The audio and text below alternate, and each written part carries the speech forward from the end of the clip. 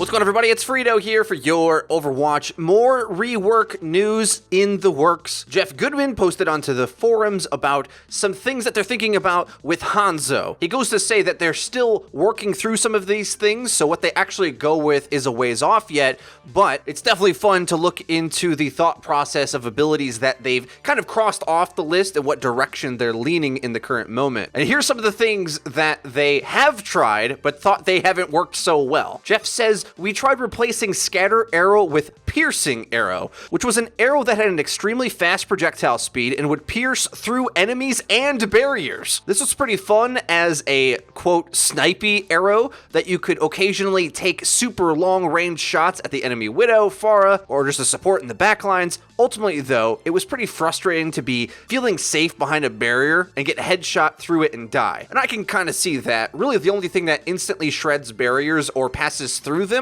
are ultimate abilities. Hanzo's ultimate, is going to go through the entire map, and although it consistently got multi-kills in the first few months of Overwatch. A lot of people know when it's coming, they can hear it and get out of the way. Sombra EMP is kind of similar, all your shields are gone, now you're instantly vulnerable, but that more plays around Sombra's kit, whereas Hanzo being able to infinitely poke, essentially, because if you don't go dive him, he's just gonna have arrows forever, right? If you gave him this piercing arrow, you would almost guarantee that a defensive setup would be guaranteed to be broken, more or less, unless that cooldown on that piercing arrow was just so long. Because, I mean, think about it. A normal arrow does 300 damage to the head when fully charged. As long as you play far enough away, you're pretty much secured in eventually shooting one of those tree trunk logs down a lane through a barrier and getting a kill. So that's probably not very good for Overwatch balance, and I see why they didn't go with that in hindsight. Originally, I thought that was an interesting option that they might go with, but it looks like they'll be looking in another direction. Geoff Goodman says that another thing that we played with was just changing scatter significantly. The most successful version was the one where it had a very fast projectile speed, could only ricochet one time, could no longer split off the floor, and it had a much tighter spread. This version removed the floor scatter entirely, but added some new options in either using it as a long-range sniper shot or using it more accurately off a single wall or ceiling. This one was pretty fun, but mostly just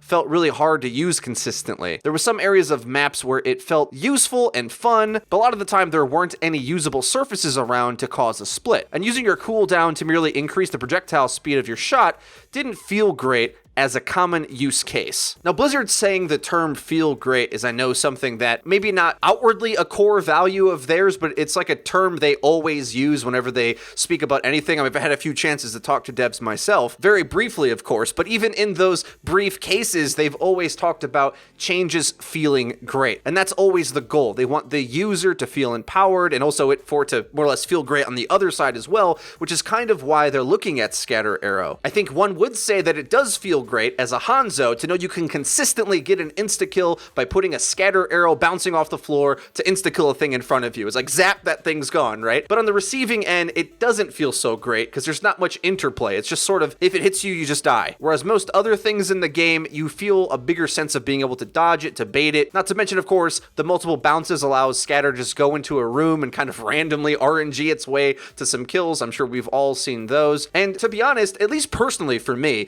thinking of a high velocity arrow that went really straight at the high levels of play would definitely feel great, but it wouldn't feel as great for people who aren't as good with the projectiles anyway. Like, the problem is, though, we're talking about a character that's really hard to use no matter what. Like, Raksu shoots Pharahs out of the sky now. If he had an arrow that he could just shoot straight, I think it would definitely feel great for a player that good and would significantly buff, actually, Hanzo's ranged potential, as he'd be even scarier against Widow and now even Pharah, I would say, as well. But I'm sure Blizzard knows this, that ability would be biased towards the best players that can use it. So I assume maybe the reworks that they're looking for would be more utility based rather than the easy insta-kill of Scatter Arrow or the really skillful long-range sniper shot arrow. Because remember, if they remove Scatter Arrow and give Hanzo that reliable arrow, well, Hanzos that weren't as good with the normal shot anyway are probably going to get a net nerf because they probably leaned more on scatter arrow to get a bigger percentage of their kills. And the goals with these reworks is for a character to play well and feel great for everybody, not just one tier of play. Geoff Goodman goes on to say, another crazy thing we place tested a few times was a new ability bound to his reload key, which is currently unused, seeing as he has infinite ammo, of course. This ability would have a small animation delay, about 2 to 3 seconds,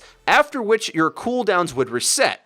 This meant that if you wanted to sacrifice some normal shots, you could forcibly reset your special arrows. This was pretty interesting when paired with the piercing arrow idea, but felt pretty crazy with sonic arrow. This idea overall wasn't bad, but I think it's shelved for now. He finishes by saying, we're still narrowing in on what broad direction to take him, as in Hanzo, and what would make you really glad to have him on your team, etc. And I think Geoff Goodman may have slipped up a little bit in telling us and revealing that that's kind of their goal here. They definitely don't like that there's some characters in the community that get a lot of animosity and hate towards them. They're really trying to sculpt these characters to work for as many ranks and in as many situations as possible, though, like we've said in previous videos, that's of course not possible. Some heroes are just going to be niche, but on this cooldown reset idea, I personally am not too much of a fan. I can see how being able to reset to put 2 sonic arrows down at once doesn't work. I mean, in some maps, that's all of the relevant space that you would have on Recon Arrow, and effectively like a Widowmaker ult up all the time. Recon Arrow already is really strong. That's one of the best parts of his kit, because it's utility that he can get without needing to hit 6 shots. And besides,